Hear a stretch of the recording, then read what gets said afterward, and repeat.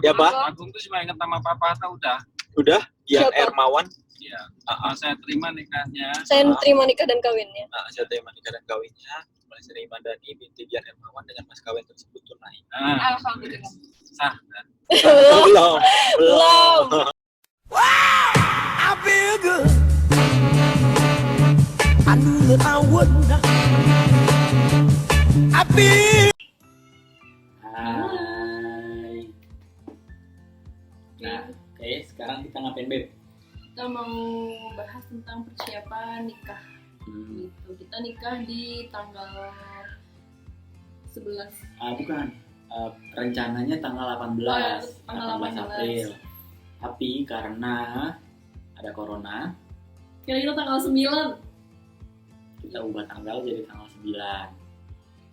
Jadi di video ini kita bakal ngejelasin mengenai pengalaman kita selama menikah di di tengah pandemi corona. Yang pertama banyak orang yang mereschedule, akhirnya merugi banyak, sampai ada juga yang yang tetap dijalankan tapi akhirnya merombak segala perencanaan yang udah ada. Nah, banyak kan yang berangan-angan pengen nikah di KUA. Nah, terimplementasi tapi dengan cara yang tidak terduga gitu. Iya. Maksudnya kayak ya udah nyiapin buat resepsi segala konsep-konsep gitu, tapi ternyata bisa sih dimundurin, cuman kayaknya sih kita pengennya nggak usah lah. Tunggu sebentar, sebelum kita lanjut ngobrol, mendingan kita lihat cuplikan akad nikah kita. Yeay! Akad nikah kita. Bukan, kami.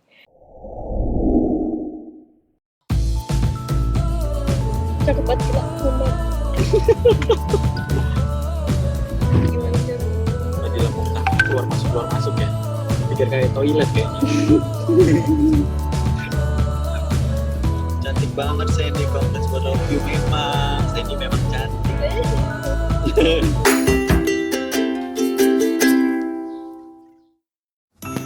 Nah, mungkin ada beberapa yang belum kebayang kalau nikah di KUA atau kayak gimana. Yang pertama, di rumah kita persiapan sebelum berangkat itu ada make up, terus sarapan jangan lupa, dan juga berdoa yang paling penting supaya tenang semua pihak. Oke, kemudian setelah sampai di KUA kita melakukan prosesinya. Di KUA sendiri itu mulai dari penghulunya akan melakukan briefing, jadi apakah teksnya sudah hafal atau belum, nanti latihan sedikit. Kemudian kalau sudah dimulai dengan doa-doa dan segala macam sama penghulu. Nah, setelah sah, kita langsung foto bareng sama pengantin tentunya, wali, kemudian 2 saksi, dan juga penghulu bareng sama mahar kita. Selanjutnya kita pulang ke rumah. Lebih nyaman memang kalau untuk yang susunan seperti sungkeman dengan orang tua itu dilakukan di rumah aja, karena bisa lebih fleksibel juga kan dan leluasa. Kemudian setelah sungkeman kita langsung foto-foto bareng. Kalau ada yang mau pakai pasang cincin bisa dilakukan di situ untuk foto-fotonya. Kemudian udah sih, terakhir kita video call sama anggota keluarga lain yang memang nggak bisa hadir karena kan dibatasin banget untuk jumlah yang ada di rumah pun. Kita punya 3 jawaban utama. Yang pertama adalah sebenarnya pernikahan itu kan yang paling penting atau yang paling sakralnya adalah si akadnya itu. Terus yang poin kedua adalah dari sisi cuan, karena kami sudah tentunya udah nyiapin lah untuk tempat tinggal, terus sudah belanja furniture lah, kulkas, TV segala macam yang pakai duit, dimana itu dari uang tabungan kami sendiri. Kalau dibiarkan lama-lama kita nggak tahu nikahnya kapan tuh kan COVID ini berakhir. Ya udah, cus aja kita langsung akad aja gitu. Terus yang ketiga itu karena klise sih, tapi ini penting karena kami sudah yakin dan mantap satu sama lain untuk menikah. Gitu geng. Jadi mungkin semoga membantu teman-teman yang mungkin masih galau nih nikahnya diundur atau ya akad aja. Gitu, thank you. Kita lanjut yuk ke proses akad nikahnya.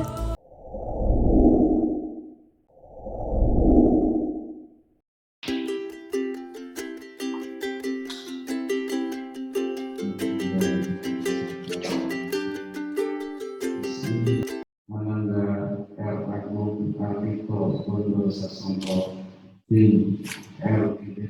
Andoyo Bondo Sasongko. Saya nikahkan dan saya kawinkan engkau dengan anakku Amalia Sendi Imanani dengan mas kawin berupa uang sebesar 212.918 rupiah dibayar tunai. Saya terima nikah dan kawinnya Amalia Sendi Imanani binti Darmawan dan mas kawin itu dibayar tunai.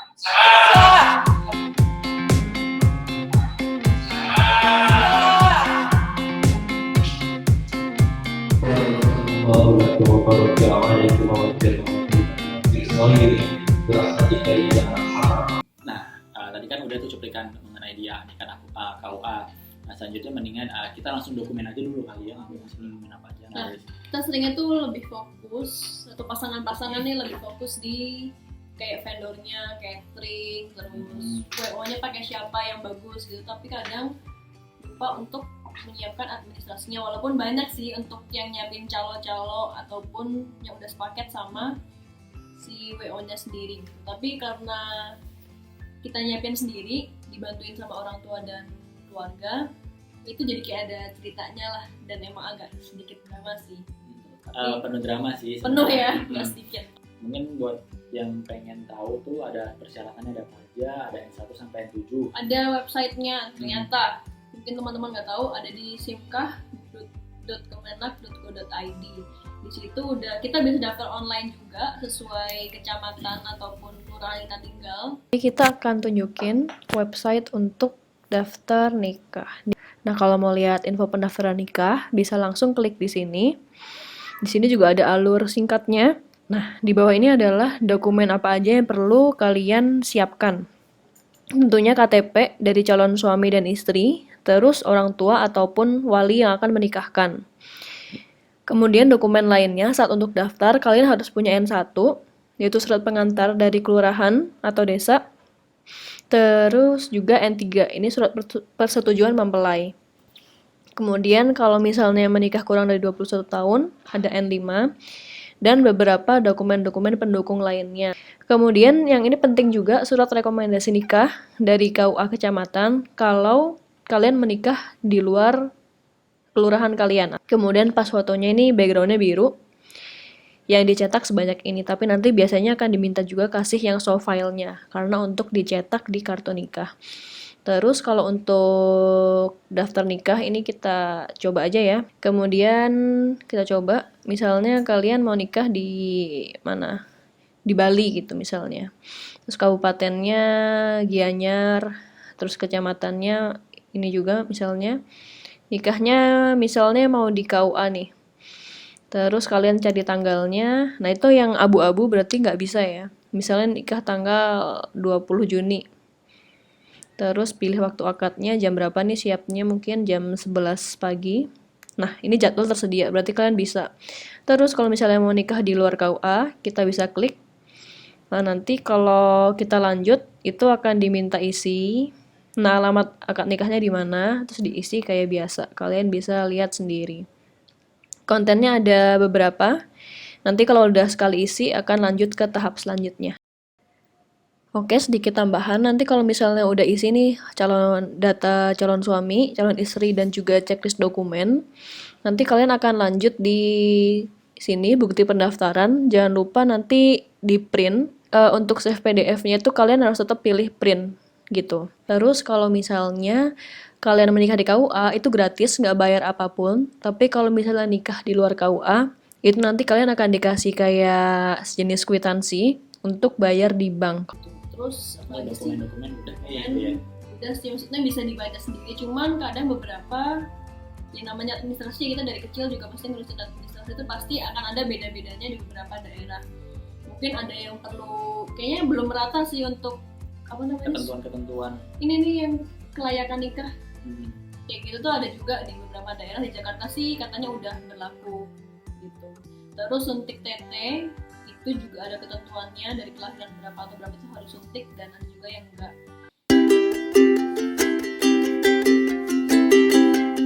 Ceritain pengalaman kita tuh.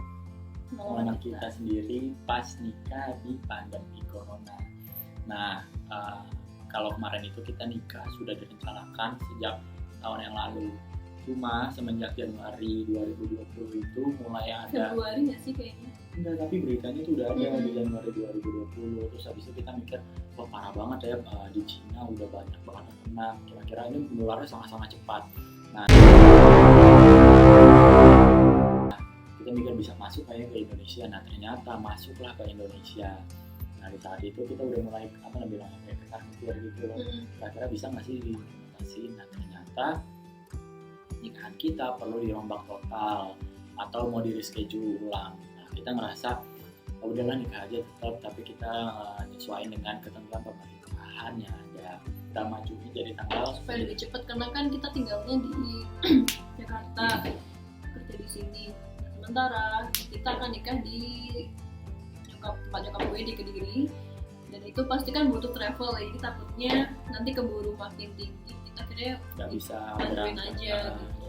Akhirnya kita berangkat itu tanggal 1 April. Nah, ternyata hal yang mengkagetkan adalah ketika surat-surat kita pernikahan administrasi itu belum terdaftarkan. Ya, itu Jadi kayak ada miskomunikasi antara si pengurusnya lah pengurus gitu. di Tapi kita nggak KDRI. bisa nyalahin pihak manapun sih, maksudnya kayak ini pelajaran juga gitu. Maksudnya kita mungkin menganggap enteng di administrasi, jadi kayak nggak terlalu di handle gitu, jadi kayak cuman kita udah percayain aja lah gitu. Nah, tapi ternyata kan butuh di follow up nah, sampai mana tahapannya, itu penting banget. sampai akhirnya kita baru nikah. dapat kabar Akhirnya bisa tuh nikah. bisa nikah, akhirnya bisa nikah, alhamdulillah gitu. Tapi dokumennya itu karena ada aturan dari Kementerian Agama harus di stop kan yang pendaftaran tanggal 1 April itu. Nah, kita baru masuk tuh kayak pas itu kayak di ambang batas gitu. Jadi waktu mau dimasukin ke sistemnya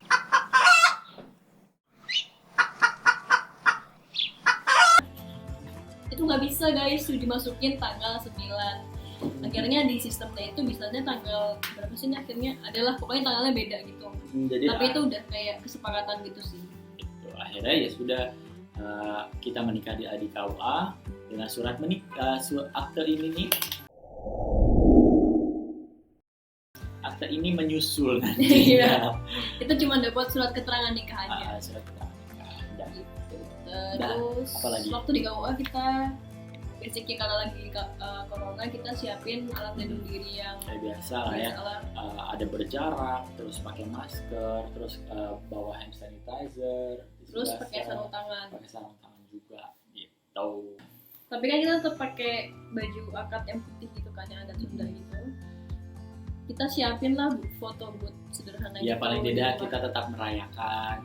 Ya tidak mengundang orang, cuma keluarga. Inti bener-bener keluarga inti inti cuman lah. kayak kakak, adik, nyokap, bokap sama bahkan mama kamu Nggak Surabaya datang. itu nggak datang karena kan takut ya, karena usianya kayak juga udah lebih dari 60. jadi kita video call aja deh. Mhm. Dan kita sebagian undangannya online. Dan H-2 itu juga Karena baru dapat kepastian juga itu ya. juga mepet gitu 2-3-4 hari sebelumnya. Jadi buat teman-teman yang belum sempat keundang atau kayak gitu, Iya, kita minta maaf kita karena minta kayak maaf. riwah ngurusin ini bisa Bener. nggak segala macem gitu. Pokoknya Ya, itu kita- teman-teman dekat tau lah ceritanya. Intinya hektiknya luar biasa lah kan. Tapi pada akhirnya ketika kita Kita udah online selesai, juga kan, kayak pakai Zoom gitu. kita online di Zoom sama di Instagram. Tapi Iya. ya nggak seproper itu sih, kayak yang penting orang-orang lihat Bisa lah. melihat prosesinya. Dan akhirnya kita menikah.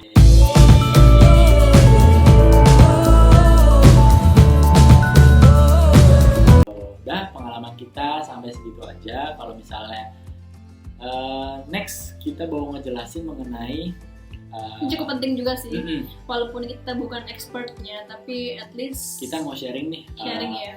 mengenai marriage readiness. Ada orang yang masih bingung Bingung, kalau ya. pengen apa aja sih yang perlu dipersiapin buat nikah. Nah ini semoga video selanjutnya bisa membantu kita semua nantinya.